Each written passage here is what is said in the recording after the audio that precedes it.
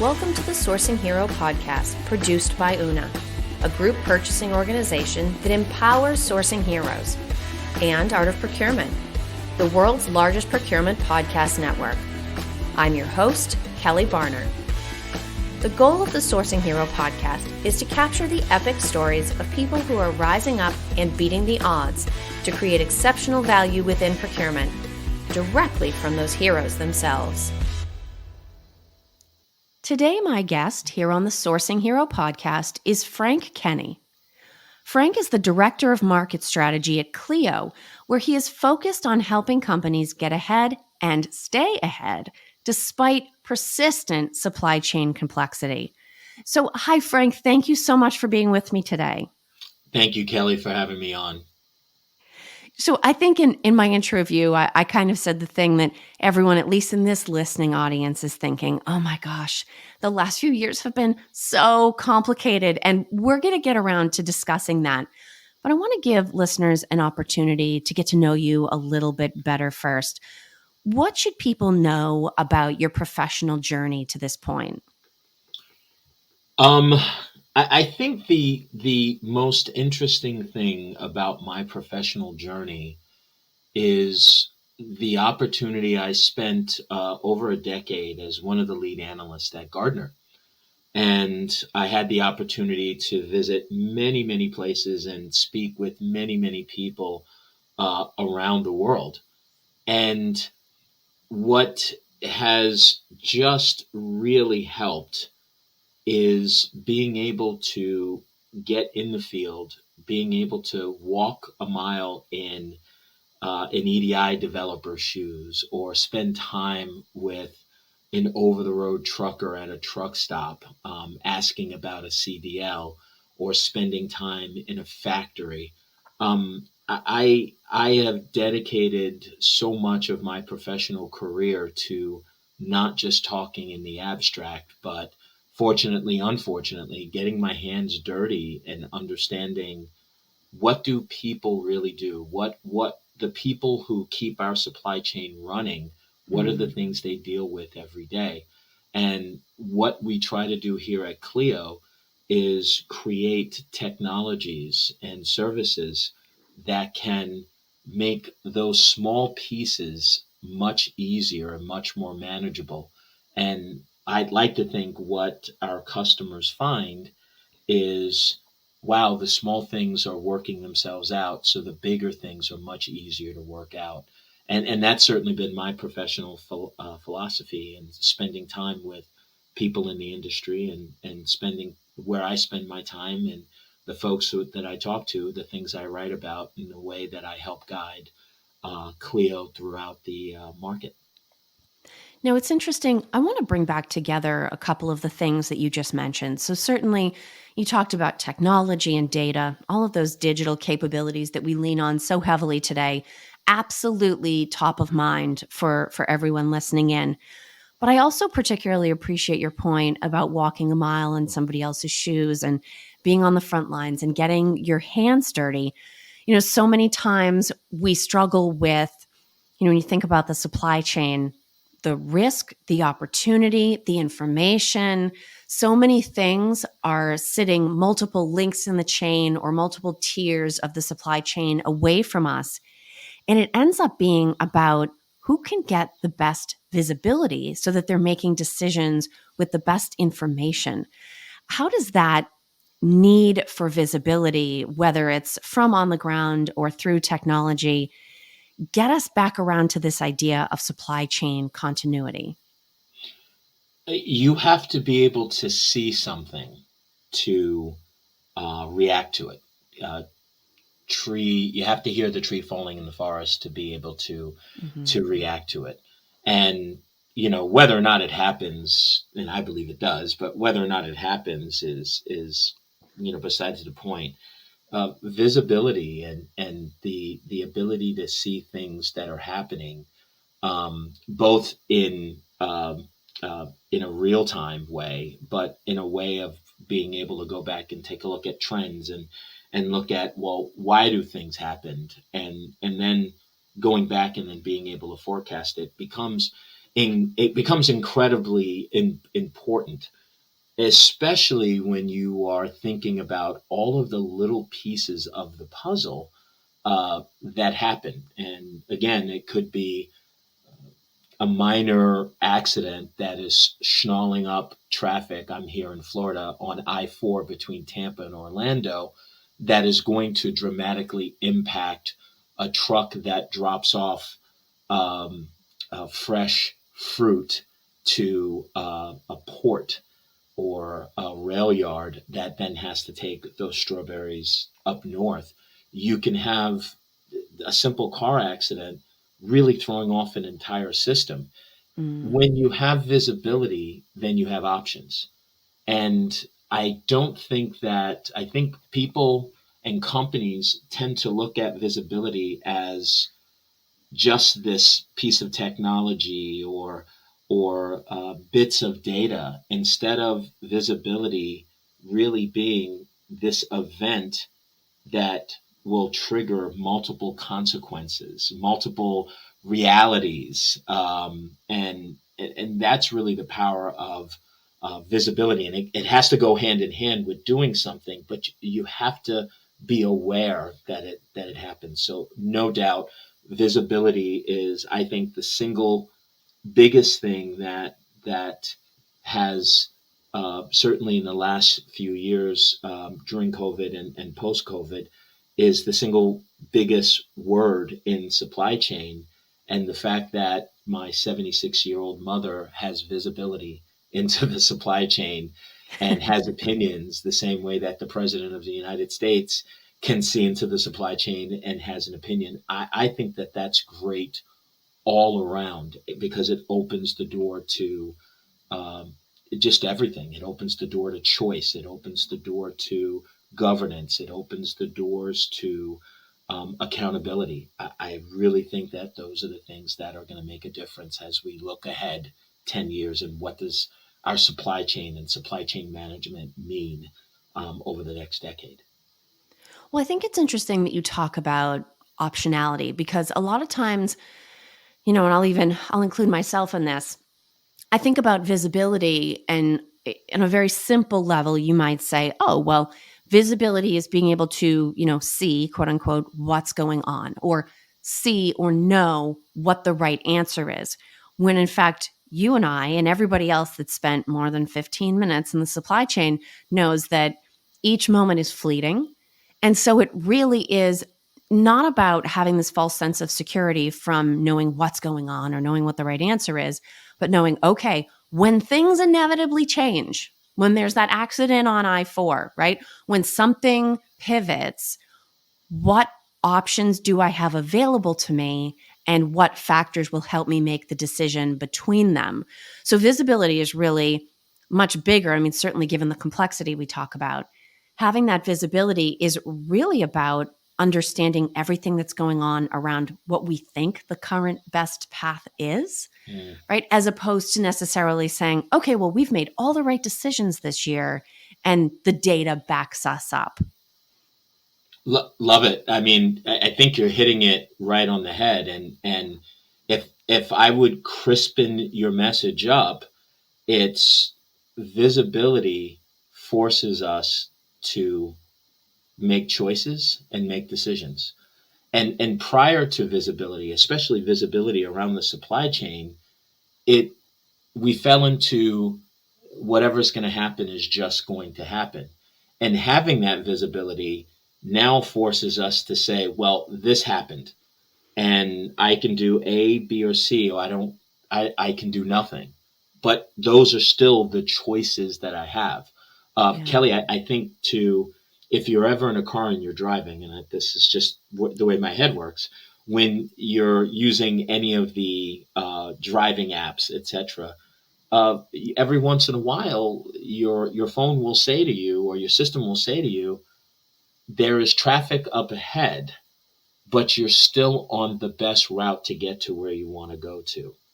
Would you like another or an alternative route? And with visibility comes right after choice. Yeah. And with that choice becomes accountability for whatever you decide to do. And that's really the power of visibility. It's the choice and the accountability for that decision making. And I think that companies today are so much more empowered because they see the things that are happening, and they now have a choice and a responsibility to do something or do nothing. And that is the real power of visibility past I something's happened and I can see it. And certainly, people and professional community play as much a role in that idea of visibility and choice and accountability as our systems do. Mhm. I'd be curious about your thoughts around, so many times it's a supply chain function or a procurement function that has responsibility for what's our current risk position, what are our backup plans, how soon do we have to make a decision about this situation that seems to be changing. Do you have any thoughts or advice around how we can distribute that sense of ownership, that sense of accountability, so that anybody that is impacted by the supply chain, which is everybody, has that built in incentive to bring back what they're seeing or opportunities that they're aware of, so that it's not just, well, gee, supply chain team, why didn't you know this was coming? How do we create that sense of community or shared responsibility around visibility and risk?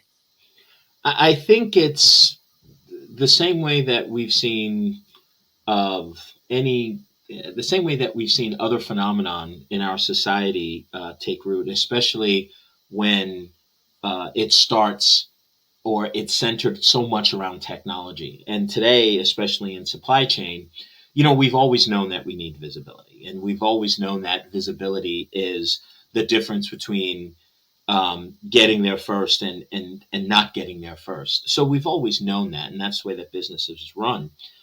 Because of the modernization of technology and the internet and just the speed of machine learning and artificial intelligence and the impact of the web, we now have all of this technology that allows us to have visibility. But the problem that we have now, Kelly, is that that starts to put the responsibility squarely on IT. And visibility in the supply chain and ensuring that the people who need to get things and things flow the way that they need to flow is still the responsibility of the business. And I like to I like to blame it all on sales, right? So the sales So guy don't has we to sell it. all? Yeah, the sales guy has to sell it, but the sales guy also has a responsibility, or is at least the proxy for how things get fulfilled. I'm not calling the IT department of the company whose iPhone case I just bought. No, I'm calling the sales team. I'm calling the Mm. customer success team. And I'm saying, hey, when am I getting this? It says that you created a waybill, but it says that it hasn't been dropped off, and it's been like this for 2 weeks. So the reality is that thank you, IT, for ushering these systems in. Thank you, IT, for making these systems available to all the consumers on a supply chain, whether they be me as the end consumer, or the store that I bought from, or the distributor, or however up the tiers you want to go. Thank you for doing that, IT. But the decision making and the responsibility ultimately lays on sales and fulfillment. And I think what has to happen, Kelly, and this is a little bit of my soapbox, but it'd be really interesting to hear your feedback on it. I think what has to happen is in IT, we have to stop looking at things as bits of data, or has two kill character pieces of data that sit on a desktop somewhere. These things have real value in the real physical universe. And so, what may be represented as an EDI 850 purchase order is actually a a truckload of fresh fruit that has to go someplace.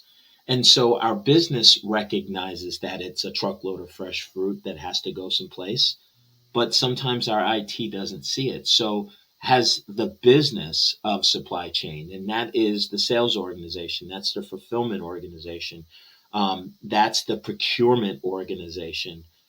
They have to have and take more responsibility for, what this visibility means. Visibility into what are the physical things in the physical universe that get impacted by delays or get impacted when things are on time, and all of those things. So it definitely needs to leave the realm of just IT, and it needs to really be owned and embraced by the business. And I really just think that that is the sales and the fulfillment and the customer service and customer success, because they are embracing the ultimate consumers.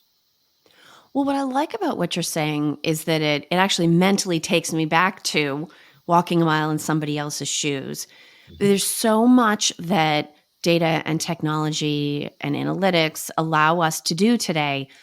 But if you allow the connection to be broken between the system or the server room, or right, the person just doing calculations and the person who is waiting for that truck to show up or waiting for the truck to leave so that the truck behind it can get in, if we lose the context and the meaning around all of the data, that's where you start to get breakdowns that many of us, especially as consumers, might think of as the problem, but are actually symptoms. I went to my supermarket and the whole pasta aisle is empty, or I went and everything was expired or out of code. When we, on the one hand, we do want people to be able to specialize functionally, whether it's supply chain or marketing or IT. We don't ever want anybody to lose sight of what are we all here to do? And the answer is almost never type more numbers into this system. The answer is to get the truck of oranges through or route a person to a place where their skills and expertise are needed. And it's almost like we need everybody to be able to think big and think small at the same time, right? Think about, how do I be as effective as possible with the task at hand, making the decision so that if you're in the car and the message pops up and says, trouble ahead, what do you want to do? You do need good decision makers and you need to empower those people with information, but you want them to keep in sight what the end goal is. And I think that's hard. I think that's hard for us as people to think big and small at the same time. I agree. I think it's abstraction, and I think that I think humans naturally crave the abstraction of things because it's a control. Yeah, it's a Mm. control thing. It becomes a lot easier to get your mind around, um, big concepts and long running processes and a whole bunch of dependencies that you can't, you could not fathom. I'll give you a perfect example. Right at the onset of the COVID pandemic, we had the issue with toilet paper. And my mother called me and she asked me, she said, Frankie, do I have to go to the store and bulk up on toilet paper? And I have no idea what's going on and why isn't there any toilet paper? And I calmly explained to her that it wasn't an issue of toilet paper wasn't being made or anything else like that. It was an issue of, for whatever reason, none of the trucks were in the right place, Mm. and there weren't enough drivers to move the trucks.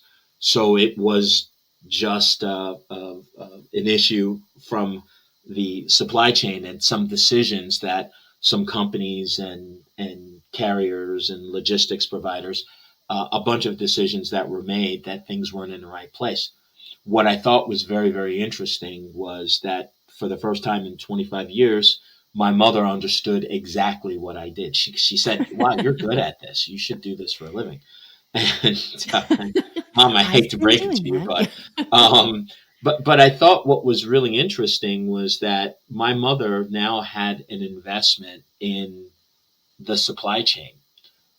However, um, has everything is kind of started to level out, has she is not looking for things, and she doesn't in the grocery store, she doesn't see Mm. empty shelves.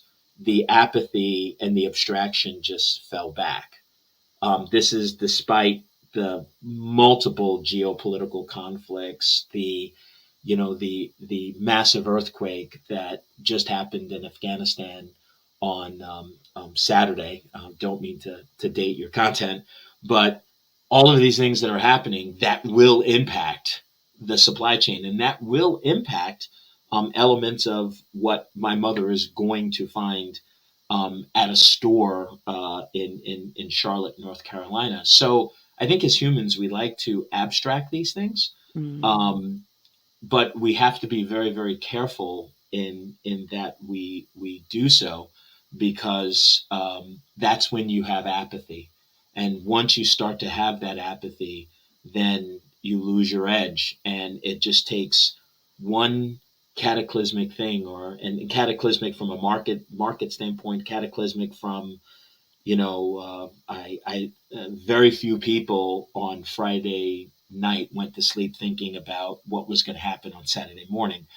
So it could be any number of things, but how you can see how the world is prepared for these things, especially around the supply chain. And I'm starting to feel that apathy that we had in 2019 and 2018 starting to creep back into the market. And one of the things that we learn about history, and you and I had a conversation about books. One of the things that we learn about history is that history will teach you again. Yes, it Hard will. head will make for a soft behind. That's what my Yeah, as grandma many used to times as you say. need to learn it. Exactly. And Yeah. history will teach it to you. And so I'm feeling that apathy, and that apathy is going to give way to fragility. And that fragility is going to give way to being thoroughly unprepared for the next thing. Yeah. And it's interesting because you're absolutely right. There always is a next thing. And given that, I'm particularly looking forward to hearing your answer to my next question. So, Frank, this is a tradition here on the Hmm. Sourcing Hero podcast. Every guest goes through this the very first time they join me. Hmm. I'm going to give you two questions. You can Yes. choose whichever one you like, and there are no wrong answers. I've heard as many answers as times I have asked these questions, and never do I hear a significant repeat. So here are your options. What does the idea of a sourcing hero mean to you? Or if you want to go a little bit broader, even a little bit more abstract, like we've been talking about, what does heroism look like in a business context? That's a great question.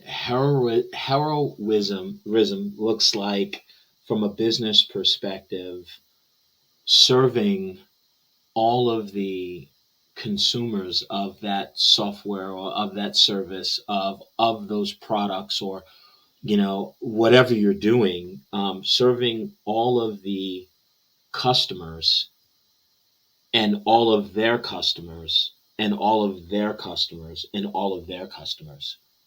And again, going back to 2020, it was very easy to see that with emergency workers. So it was Yeah. very easy to see the the providers that were providing to providers that were providing to providers that were providing to providers. It was the garbage man that still came down my block twice a week, and he had the same fears about getting sick and everything as everyone else did, but he was a hero. So in an organization, it is really showing and delivering value, not only to your providers or your suppliers, but also to your consumers, and all of the tiers down the block, down the tiers as far as you can reach. Those things that sometimes we don't think make an impact make a dramatic impact. And again, it's one of the silver linings of the COVID era, to really be able to examine all of the pieces of the supply chain and to find out that that one guy that is afraid for his health is still getting on a truck and driving something 800 miles to make sure that it gets there. That is enabling that in an organization. That's true heroism. And being able to stop and appreciate that I have a feeling is what allows you to look at some of the abstractions, whether in our personal lives or in business, and sort of take that higher level view. Because I'm positive that there were many people looking out their doorway, looking out their window at that same garbage man who, despite the fears, got back in his truck and did his job and Mm-hmm. thought, you know, why didn't he come yesterday? Or looked Yes. right past him and didn't think anything. And so I completely appreciate sort of this idea you're setting up that we have it's a supply chain of service, of intent, of purpose, but also of appreciating those things that other people do. Frank, I Absolutely. Absolutely. thoroughly enjoyed our time together. I love it when I come to one of these conversations and walk away with a friend. I think you and I think in very similar ways, and I've appreciated this time. If people are listening in and would like to connect with you, would like to learn more about your perspective, what is the best way for them to get in touch? The two ways that I always recommend that folks get a hold of me, one is LinkedIn. I am one of those people that I have to have my inbox cleared every day. So I will look at requests and answer questions because so much information has been given to me for free and just by having conversations this way. So it is certainly Frank Kenney, Kenney, on LinkedIn, and you will see me and I'm holding a guitar. It's the weirdest thing, I know, but I'm holding a guitar. It makes sense in my head. The other way is through our company, Cleo, Cleo.com. And there are plenty of ways to reach out and engage through Cleo because everything that I'm talking about now is an energy that I keep with our executives, with our board, with our marketing team, with our engagement teams. And so this isn't just one person with maybe some different thinking. This is an organization that is really trying to build and deliver these technologies that will enable you to really appreciate and leverage and have visibility and have governance of all of the tiers in your supply chain. So those two ways are the best ways. Thank you for listening to this episode of the Sourcing Hero podcast. Join us again next time for more true stories of sourcing and business heroism performed by your colleagues and peers. Look for the Sourcing Hero wherever you get your podcasts, and don't forget to subscribe. Finally, don't forget, sourcing heroism is taking place all around us every day. Keep your eyes open and you're bound to see it. Until next time, I'm your host, Kelly Barner. Stay well and always remember that you can be a hero too.